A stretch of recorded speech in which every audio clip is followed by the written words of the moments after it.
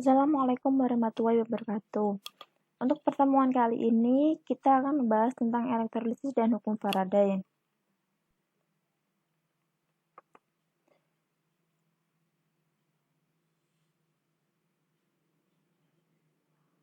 Yang pertama adalah tujuan pembelajaran. Tujuan pembelajaran kali ini yaitu yang pertama, diharapkan siswa dapat memahami reaksi katoda berupa leburan dan larutan beserta anodanya. Yang kedua, siswa diharapkan dapat memahami hubungan antara muatan listrik dan mol elektron. Yang ketiga, siswa dapat memahami reaksi elektrolisis pada beberapa elektrolit. Yang keempat, siswa dapat memahami hukum Faraday. Dan yang kelima, siswa dapat memahami serta mengaplikasikan masalah terkait hukum Faraday dalam kehidupan sehari-hari. Yang pertama yang akan kita bahas adalah untuk elektrolisis. Elektrolisis merupakan proses di mana arus listrik bisa menguraikan suatu zat elektrolit. Artinya, pada proses elektrolisis terjadi perubahan listrik menjadi energi kimia. Terdapat ciri utama suatu proses elektrolisis, yaitu yang pertama, adanya ion bebas dalam suatu larutan elektrolit. Ion bebas inilah yang nantinya akan menerima atau memberikan elektron yang dialirkan melalui larutan. Yang kedua, terdapat sumber arus dari luar yang misalnya adalah baterai. Yang ketiga adalah memiliki dua elektroda, yaitu katoda dan anoda dalam suatu elektrolisis.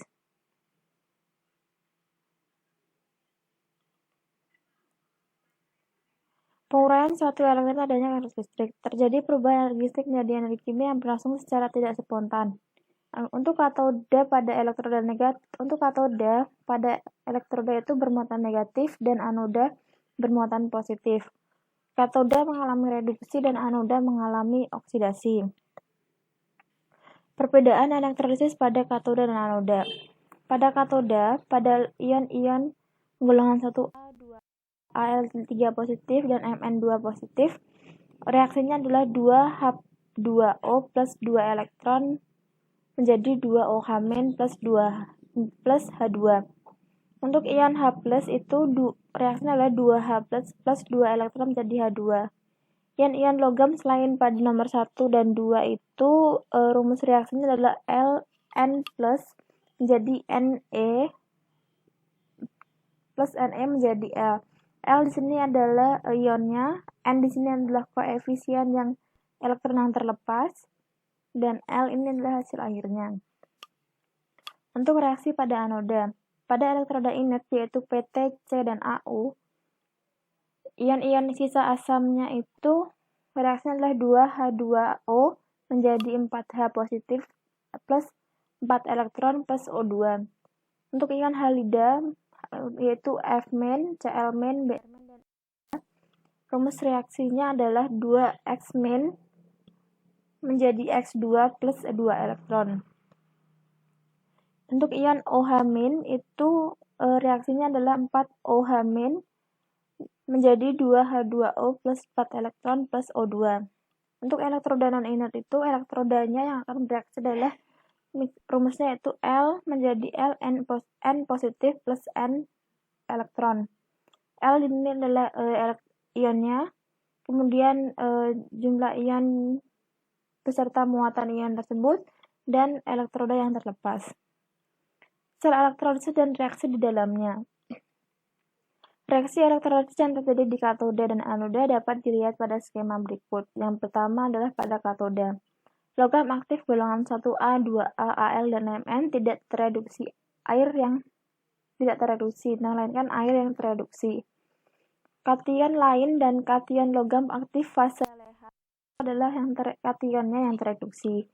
Misalnya 2H+ plus 2 elektron menjadi H2O. Yang tereduksi hingga akhirnya untuk katodanya itu menjadi 2H2O, 2 elektron menjadi H2 plus 2OH. Contoh kation lain yaitu misalnya adalah 2H+ plus sama menjadi 2H+ plus 2 elektron menjadi H2.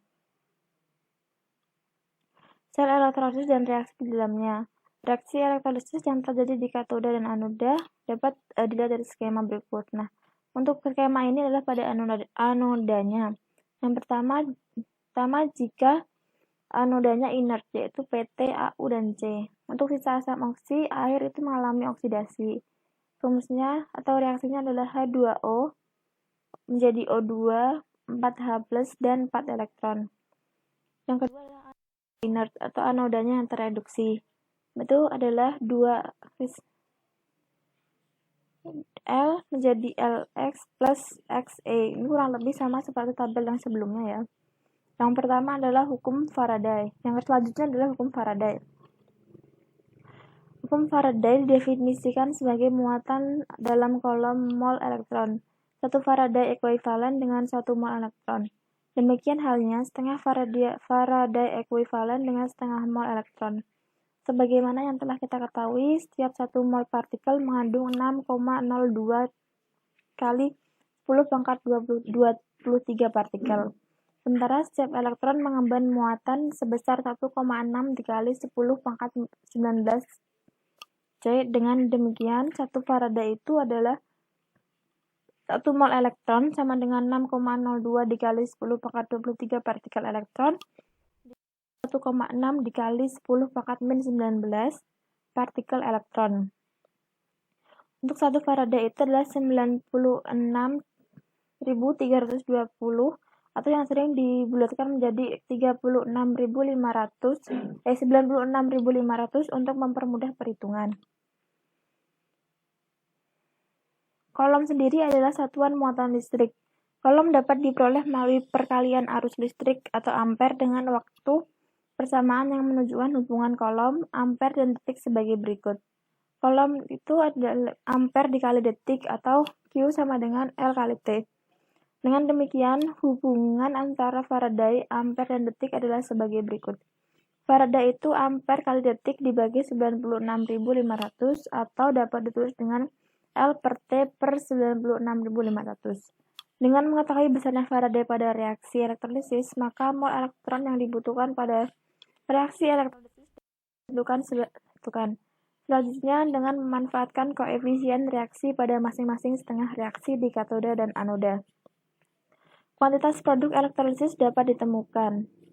Hubungan antara Faraday dan kolom dapat dinyatakan dalam persamaan Faraday adalah kolom dibagi 96.500, sebaliknya kolom sama dengan Faraday dikali 96.500.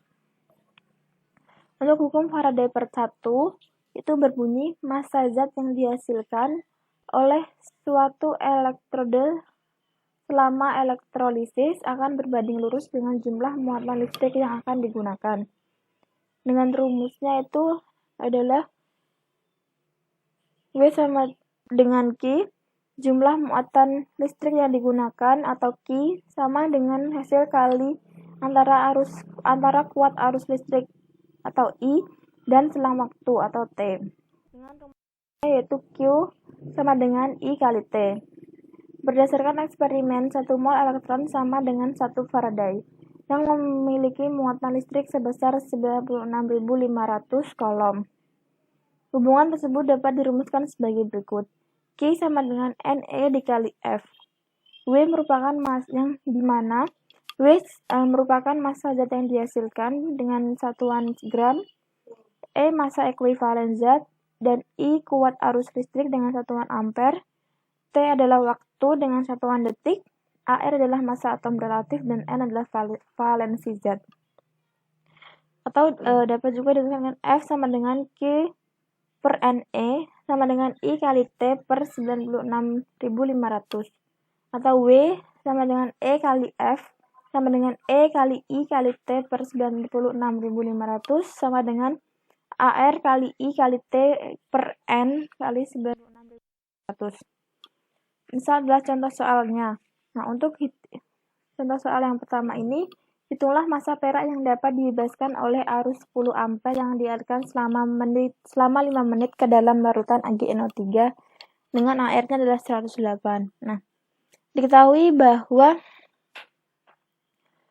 rumusnya yaitu untuk mencari massanya itu atau W itu adalah E kali I kali T per 96.500 yang diketahui I itu adalah di 10 ampere dengan kuat arus 10 ampere, T-nya adalah 5 menit dan airnya adalah 108. Untuk menit ini kita yang pertama kita ubah dulu ke dalam detik atau second. Kemudian baru dimasukkan ke dalam rumusnya, yaitu E sama dengan AR per N, yaitu 108 per 1 sama dengan 108. Kemudian masukkan ke dalam rumus W sama dengan 108 dikali 10 dikali 300 per 96.500 yang dihasilkan bahwa massa perak AgNO3 adalah 3,36 gram. Untuk hukum Faraday 2. Hukum Faraday 2 berbunyi, massa zat yang dihasilkan oleh suatu elektrode selama elektrolisis akan berbanding lurus dengan massa ekuivalen zat yang digunakan. Massa ekuivalen zat merupakan perbandingan dari massa atom relatif atau AR dengan valensinya. Hukum 2 Faraday dapat dirumuskan sebagai berikut, yaitu W1 per W2 sama dengan E1 per E2. Contoh soalnya yaitu, misal sejumlah arus dapat mengendapkan 1,68 gram perak dari larutan perak nitrat atau AgNO3. Jika arus yang sama dialirkan ke dalam nikel sulfat atau NiSO4, berapa gram nikel yang dapat diendapkan? Dengan ArNi adalah 59 dan Ag 108. Kemudian dapat diketahui bahwa berat Ag itu tadinya adalah berat atau massanya Ag adalah 1,68. Untuk E-nya itu untuk mencari E rumusnya adalah AR per N. AR Ag tadi adalah 108 dan N-nya adalah 1. Jadi jika dihitung itu menghasilkan 108. Kemudian untuk mencari EAG juga menggunakan rumus AR per N. Ini adalah maksudnya adalah E untuk Ni. ArNi adalah 59 dan valensinya adalah 2. Jadi dihasilkan 29,5. Kemudian dimasukkan ke dalam rumus WAG per EAG sama dengan WNI per ENI. 1,08 per 108 sama dengan WNI per 29,5. Kemudian dikalikan silang hingga dihasilkan WNI sama dengan 0,01 dikali 29,5 dan dihasilkan untuk berat nikel yang diendapkan yaitu 0,295 gram. Baik, sekian dari penjelasan saya. Terima kasih. Wabillahi taufiq wal hidayah. Wassalamualaikum warahmatullahi wabarakatuh.